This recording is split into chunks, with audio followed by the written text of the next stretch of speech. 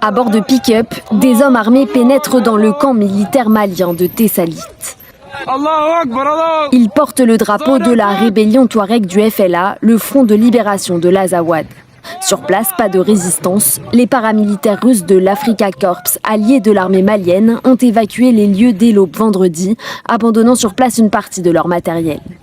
Il s'agit d'une prise stratégique pour les insurgés, car le camp de Tessalit est situé près de la frontière algérienne et dispose d'une piste d'atterrissage en bon état, capable d'accueillir des hélicoptères et de gros avions militaires.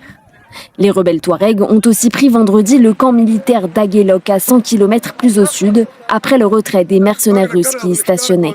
Désormais, les groupes armés opposés à Bamako contrôlent une grande partie de la région de Kidal, ville clé tombée il y a quelques jours.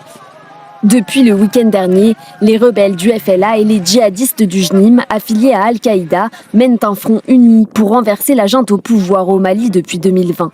Dans un communiqué publié jeudi, le JNIM a appelé la population à se soulever. Nous appelons tous les patriotes sincères, sans distinction aucune, à se lever et à unir nos forces dans un front commun, parce qu'il est impératif de mettre fin à la junte pour une transition pacifique et inclusive pour un nouveau Mali.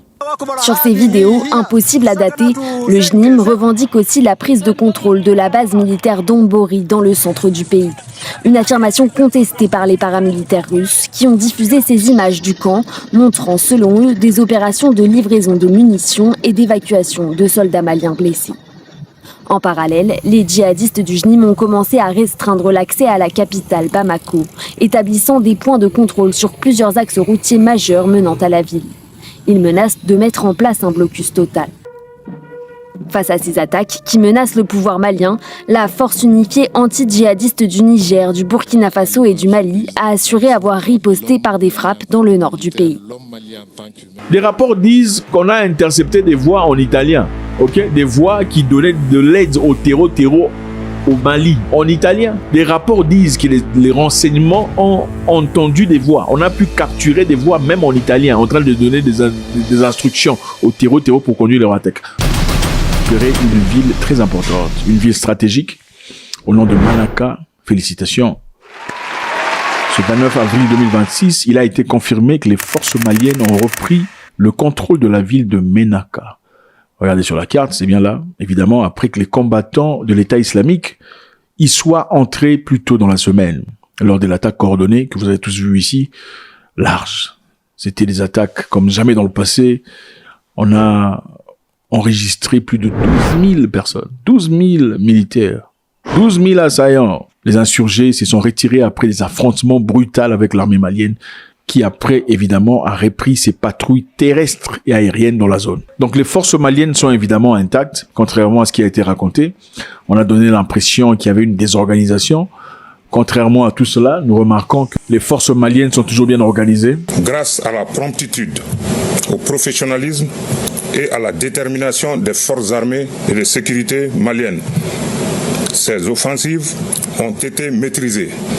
Plusieurs terroristes neutralisés et le dessein funeste des groupes armés terroristes a été mis en échec.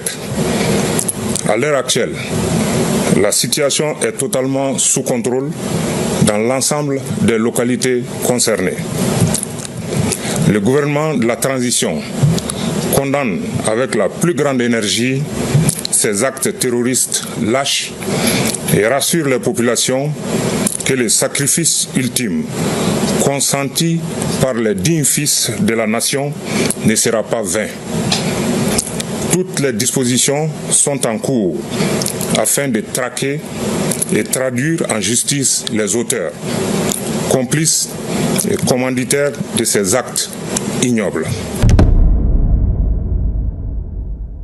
Cette reprise, évidemment, intervient après l'attaque lancée vers le 26 avril 2026 par le JIM et le Titi et les FLA. Les FLA, évidemment, sont les séparatistes touaregs du Front de libération Azawad. C'est bien eux qui veulent que le Mali se sépare, qu'il y ait une nouvelle nation, une nouvelle république. Et le Mali en soi ne veut pas que ce soit comme ça. Les attaques ont visé plusieurs sites sur Bamako sur la carte, où le ministre de la Défense lui-même, malheureusement, a été touché. Et malheureusement, paix à son âme. Un véhicule piégé, conduit par un kamikaze, a visé la résidence du dit ministre. Il a malheureusement succombé. Il y a aussi eu des attaques sur la base de Kati et plusieurs endroits au nord. Les rebelles ont notamment repris la ville symbolique de Kidal, un bastion touareg repris par les forces maliennes et russes en 2023. Donc c'est ça, Menaka est une ville stratégique frontalière aujourd'hui qui a connu des incursions temporaires des LE. Je pense qu'il est important de reconnaître ce qui est en train de se passer actuellement en Afrique. Si vous regardez la carte africaine, vous remarquerez que dans beaucoup de pays africains, il y a la guerre. Vous regardez tous ces pays en Afrique en guerre et on se dit qui est en train d'organiser tout ça? Quelle serait l'explication de toutes ces guerres? C'est-à-dire qu'on ne veut pas que l'Afrique soit unie. Numéro 1, on ne veut pas que l'Afrique se reconstruise. On ne veut pas que l'Afrique soit stable. C'est-à-dire, si l'Afrique est stable et en paix, qu'est-ce qui risque de se passer? L'Afrique stable en paix veut dire l'Europe et l'Occident qui faillit. Pourquoi? Parce que l'Europe et l'Occident, dans son entièreté, ont besoin de l'Afrique pour continuer à faire ce qu'ils font. Des rapports disent qu'on a intercepté des voix en italien, ok? Des voix qui donnaient de l'aide au terreau au Mali, en italien. Des rapports disent que les renseignements ont entendu des voix. On a pu capturer des voix même en italien, en train de donner des instructions au terreau pour conduire leur attaque. Les rapports disent que les agences de sécurité au Mali ont intercepté des voix même en italien, en train de donner des instructions au terreau afin d'effectuer leurs attaques.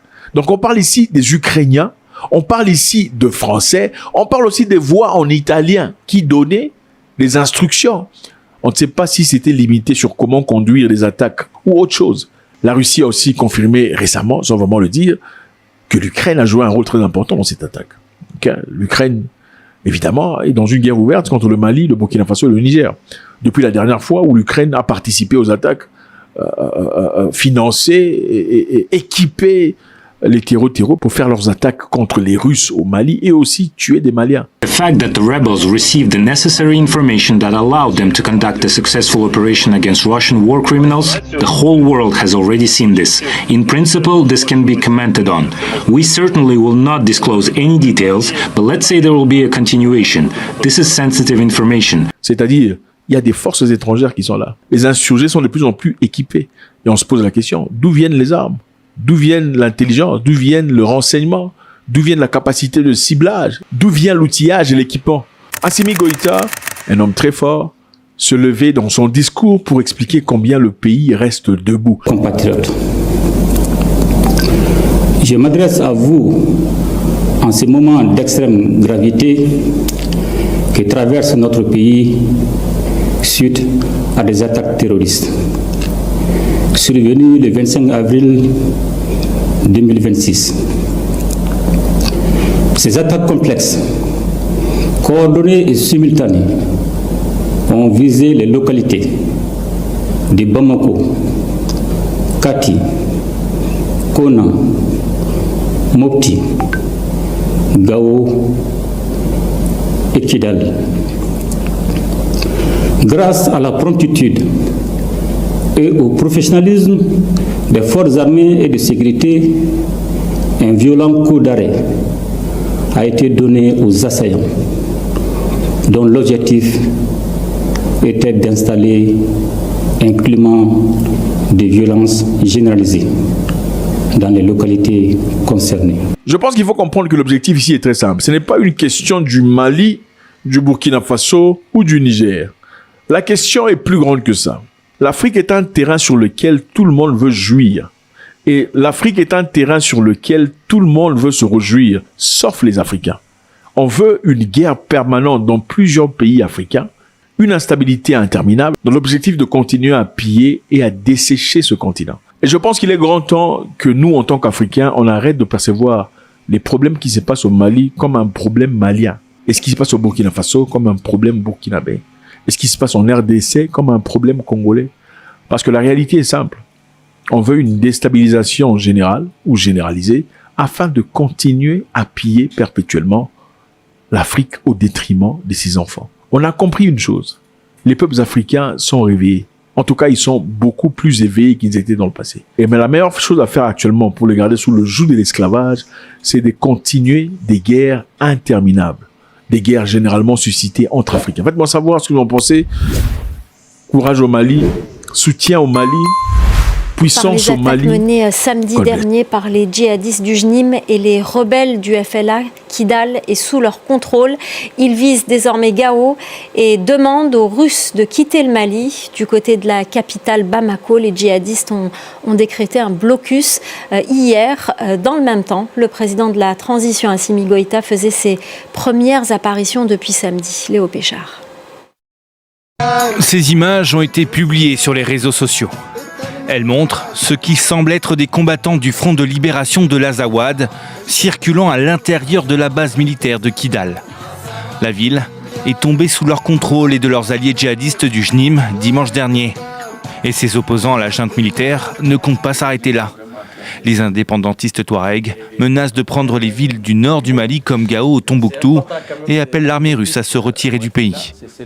Nous, notre problème, il est politique. C'est un ancien conflit, je peux dire même avant l'indépendance du Mali.